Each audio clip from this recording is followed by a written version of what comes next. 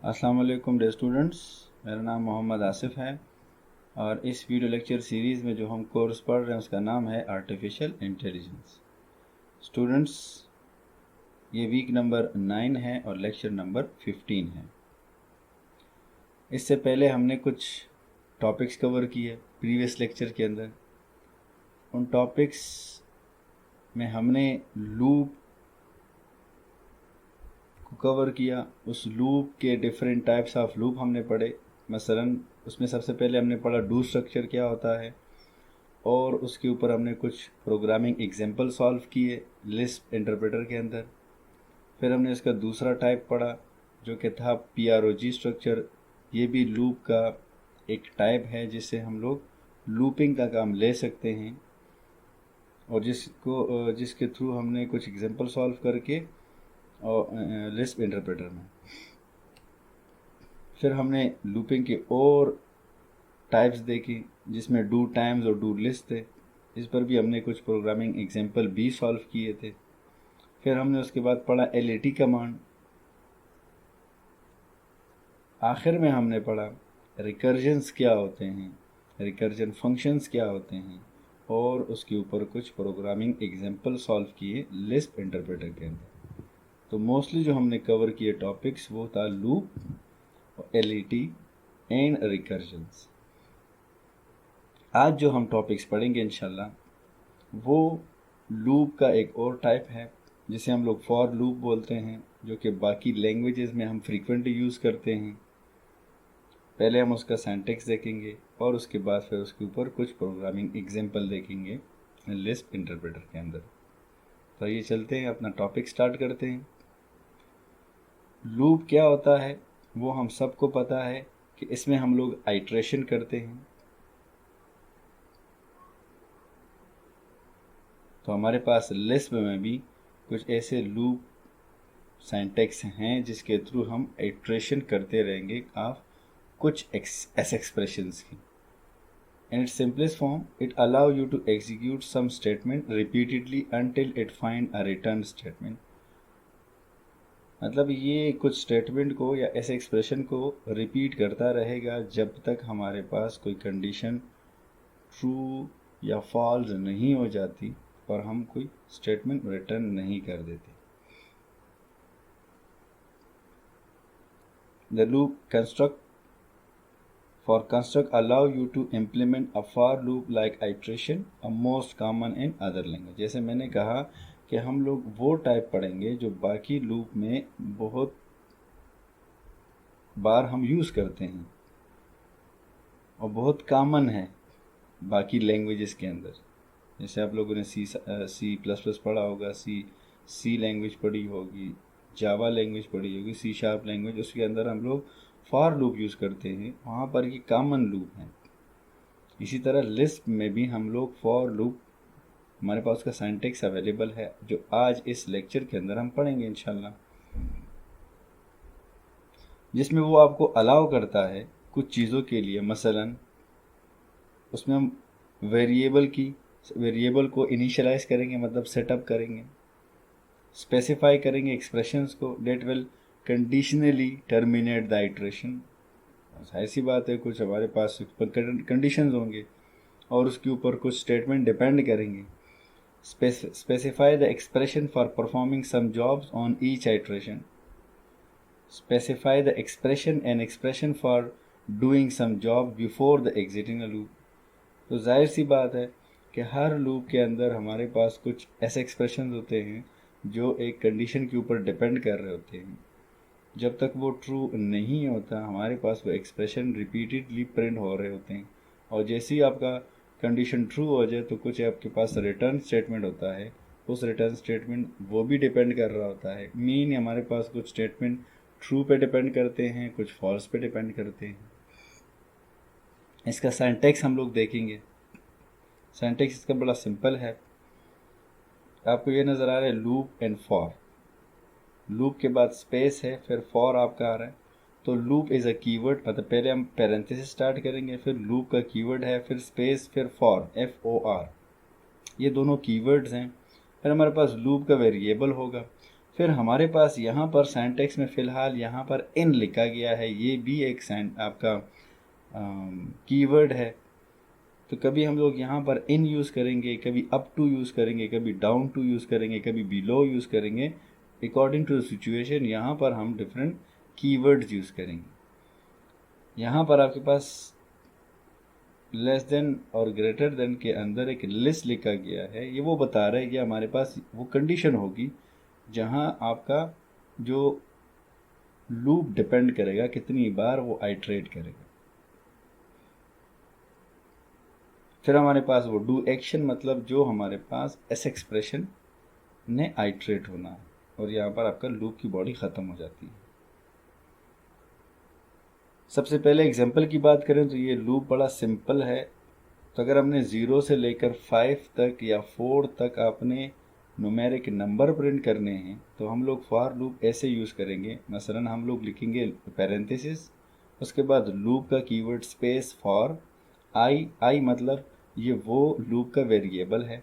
Below ये वो condition है कि आपका लूप कहाँ तक जाएगा। तो बिलो का मतलब लेस देन 5 हमने दिया तो ये लेस देन 5। कलेक्ट आपको नज़र आ रहा है, कलेक्ट का मतलब यहाँ पर होता है कि हम प्रिंट कर रहे हैं। हम प्रिंट का कीवर्ड भी यहाँ पर यूज़ कर सकते हैं। तो प्रिंट का मतलब कलेक्ट का मतलब हम यहाँ पर प्रिंटिंग कर रहे हैं, लेकिन ये वो प्रिंटिंग होगी कि जब हम लोग रो वाइज करेंगे। अभी आपको आउटपुट नज़र आ भी जाएगा। कलेक्ट आई हमारे पास लूप का वेरिएबल। तो यहाँ पर आपको इनिशियलाइजेशन अभी नज़र नहीं आ रही, नंबर 1। नंबर 2, यहाँ पर आपको इंक्रीमेंटेशन नज़र नहीं आ रही। ये दोनों ऑटोमेटिकली इस लूप में खुद से हो जाते हैं फ़िलहाल अभी जो हमने एग्जांपल लिखा, क्योंकि हम लोग बिल्कुल 0 से स्टार्ट करेंगे, फिर 1 बाय 1 ये सारी चीज़ें इसमें इंक्लूड करेंगे बाकी एग्जांपल्स के अंदर।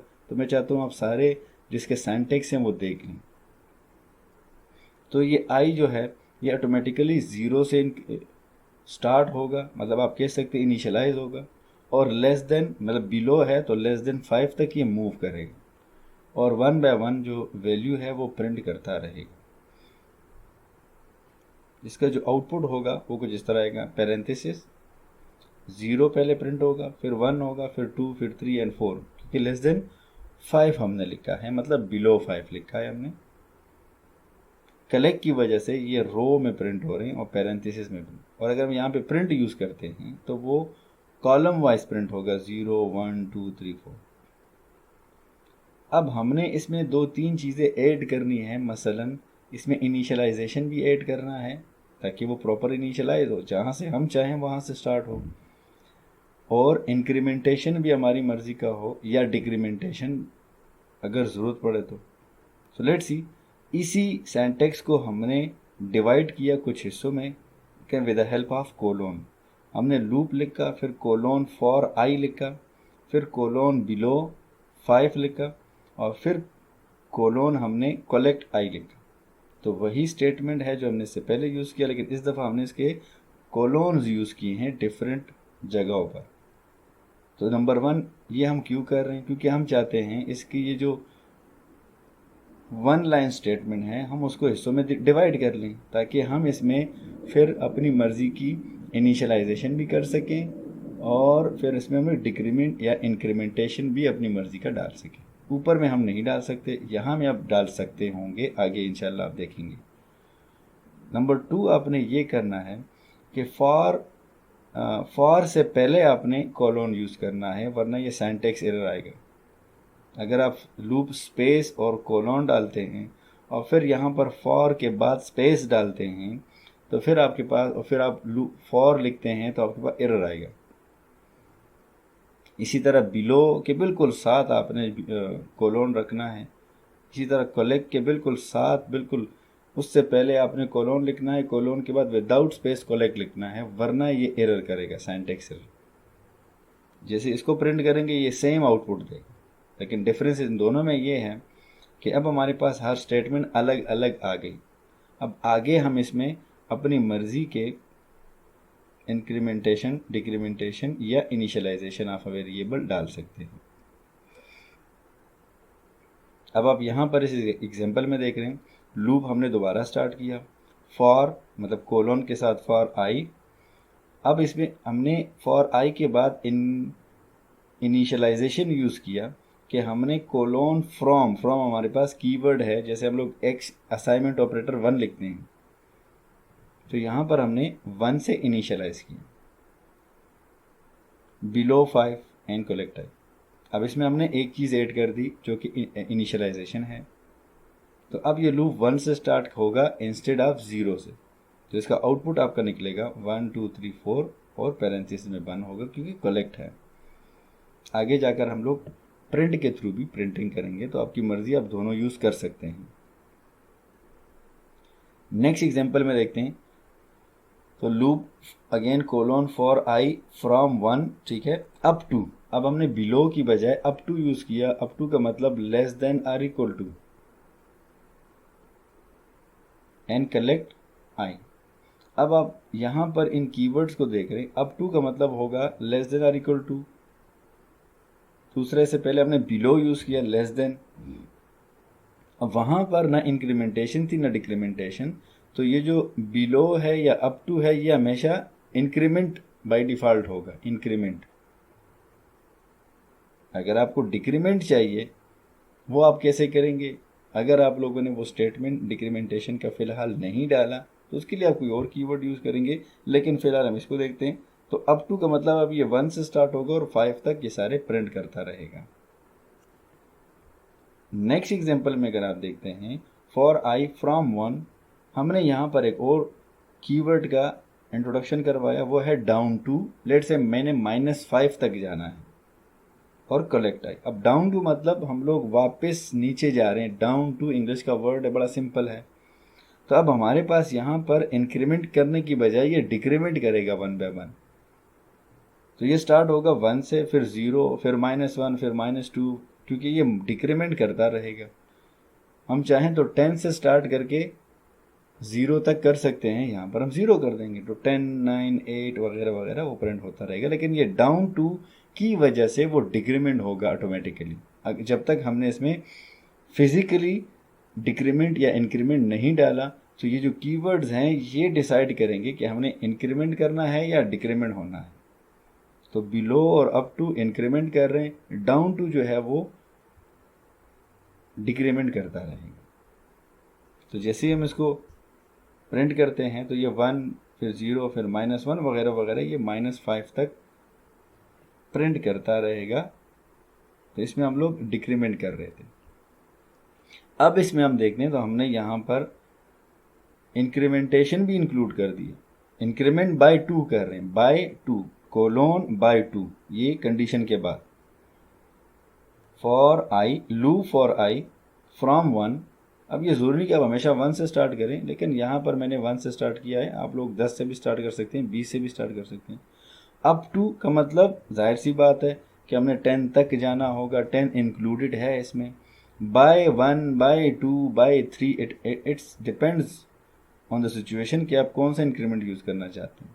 और कलेक्ट आई, तो बाय 2 का मतलब कि हम लोग इंक्रीमेंट बाय 2 कर रहे हैं। 1 पहले प्रिंट होगा, फिर 3 होगा, ठीक है, फिर 5 एंड सो ऑन, 1, 3, 5, 7 एंड 9।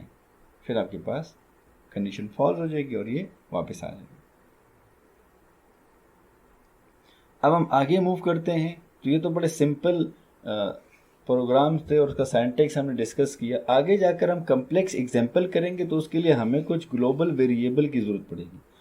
अभी तक हम लोग लोकल वेरिएबल कर रहे थे with the help of set Q, ठीक है।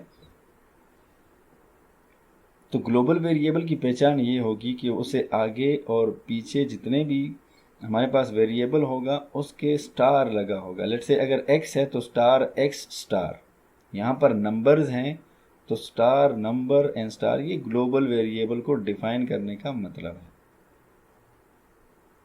तो यहाँ पर हम एक और कीवर्ड इंट्रोड्यूस करवा रहे हैं, डेफ पैरामीटर, मतलब डिफाइन पैरामीटर।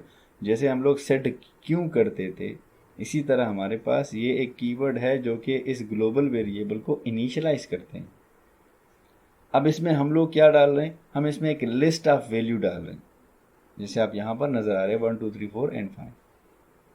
जैसे ही इंटर करेंगे हमारे पास ये नंबर आ जाएगा। जैसे हमें पता होता है कि जब भी हम वेरिएबल को डिफाइन करते हैं तो वो वेरिएबल को रिटर्न करता है जब हम लोग इस नंबर को वापस एंटर करेंगे, लेकिन आपने इसी नंबर को इसी तरह यूज़ करना होगा। मतलब इस सिंबल को या वेरिएबल को इसी तरह यूज़ करना होगा।